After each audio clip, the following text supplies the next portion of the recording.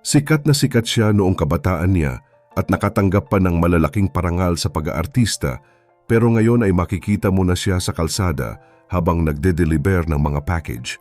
Marahil ay naaalala niyo pa ang muka ng batang ito na nagpaiyak sa atin sa pelikulang Saranggola, kasama ang batikang aktor na si Ricky Davao.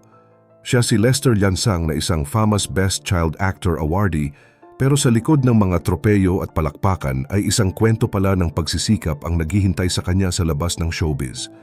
Paano nga ba nauwi ang isang sikat na child star sa pagiging isang delivery rider sa gitna ng matinding init ng kalsada? Pero bago po ang lahat, baka pwedeng palike ang video na ito. Dahil napakalaking bagay na ito sa aming content creators. Maraming salamat po. Noong taong 1999 ay naging usap-usapan ang husay ni Lester sa pag-arte dahil sa bigat ng kanyang papel bilang isang saksi sa krimen. Ang pelikulang Saranggola ang nagbukas ng maraming pinto para sa kanya hanggang sa naging bahagi rin siya ng mga sikat na palabas gaya ng Darna at ang mahabang pagtakbo ng FPJs ang Probinsyano.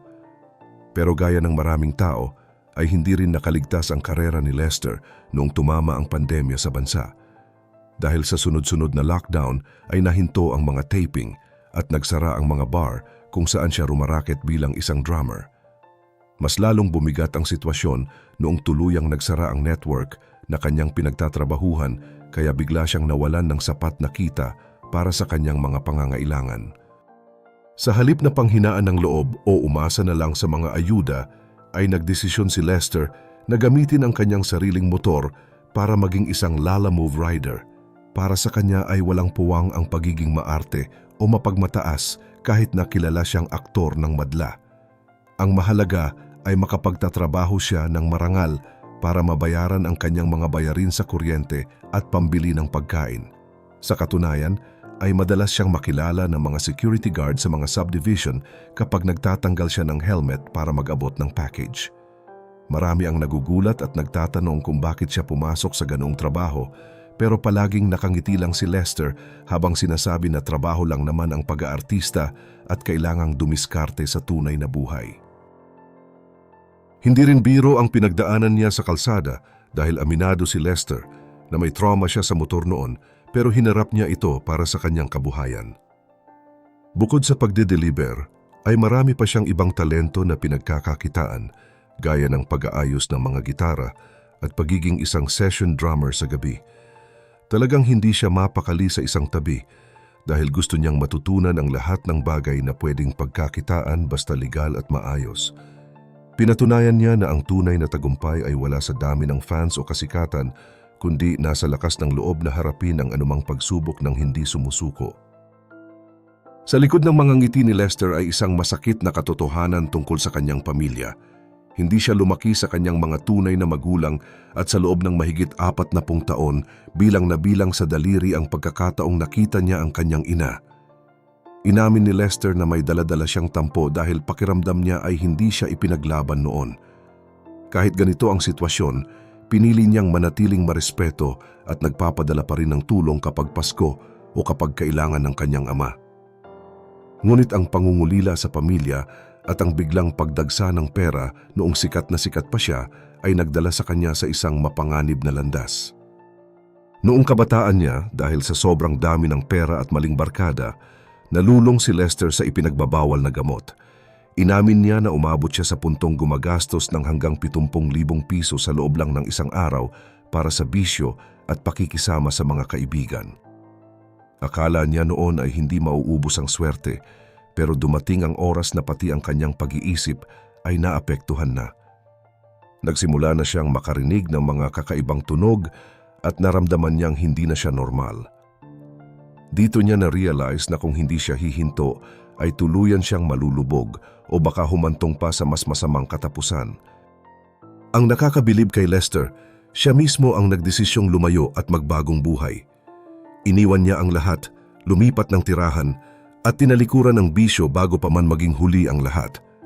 Ngayon, mas pinahahalagahan na niya ang bawat sentimong kinikita niya mula sa marangal na pagtatrabaho. Maging ang relasyon niya sa kanyang anak ay naging malaking bahagi ng kanyang pagbabago. Kahit inamin niyang natakot siya noong una nung nalaman niyang magiging tatay na siya, ngayon ay nagsisilbi itong inspirasyon para sa kanya na maging mas mabuting tao. Sa kabila ng mga pinagdaanan ni Lester sa buhay, isa sa pinakamabigat na aspeto para sa kanya ay ang usapin ng pagiging isang magulang. Inamin ni Lester na noong maghiwalay sila ng kanyang dating partner, ang anak nila ay 5 taong gulang pa lamang kung saan muntik nang maulit ang kasaysayan kung saan siya mismo ay lumaking malayo sa kanyang mga tunay na magulang. Pero heto ang malaking pagkakaiba dahil pinili ni Lester na maging bukas at maunawain. Kahit bihira na silang mag-usap ng kanyang anak dahil sa pagiging busy nito sa ibang bansa, ay hindi siya nagtatanim ng sama ng loob. Sabi nga niya, ayaw na niyang magbitbit ng galit o hatred dahil hindi natin alam kung kailan tayo mawawala sa mundong ito. Gusto niyang mamuhay ng magaan at walang iniisip na what if. Ngayon, maraming nagtatanong kung may bago na bang nagpapatibok sa puso ni Lester. Sa totoo lang, mas pinipili muna niyang maging single.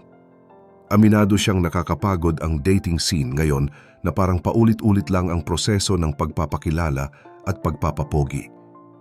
Mas nakatutok siya ngayon sa kanyang mga hilig at raket na talagang nagpapanatili sa kanyang pagiging produktibo. Kung akala nyo ay pag-aartista at pagde-deliver lang ang alam niya, nagkakamali kayo. Si Lester ay isang all-around artist, drummer, bassist, guitarist at composer. Gumagawa siya ng sarili niyang music arrangements para sa kanyang mga shows para siguradong orihinal ang tunog at hindi basta galing sa internet. Hindi rin tumitigil ang kanyang pagiging maligalig sa mga bagay na labas sa showbiz. Alam niyo ba na isa rin siyang bihasang gunsmith at instructor sa practical shooting? Namana niya ang hilig sa baril sa kanyang lolo na isang pulis. Mula sa paglalaro ng airsoft noong 2003, naging eksperto na siya sa totoong baril at nakakuha pa ng maraming awards sa sports na ito. Bukod pa riyan, marunong din siyang magkalikot ng mga motor.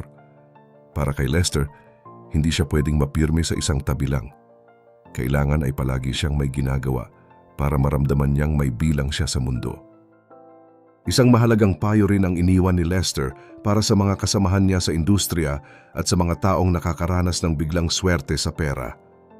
Huwag daw tayong magkaroon ng mindset na ubusin mo ngayon, bukas may darating ulit. Natuto na siya sa kanyang pagkakamali noong panahon na nilulustay niya ang kanyang kita sa mga walang kwentang bagay at bisyo. Ang payo niya ay habang malakas pa ang kita mo, mamuhunan muna sa mga bagay na pangmatagalan gaya ng lupa o negosyo.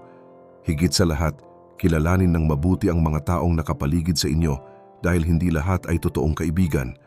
Marami ang nandyan lang dahil sa kung anong meron ka at hindi dahil sa kung sino ka talaga. Sa dulo ng lahat, si Lester Lansang ay isang ehemplo ng pagbangon.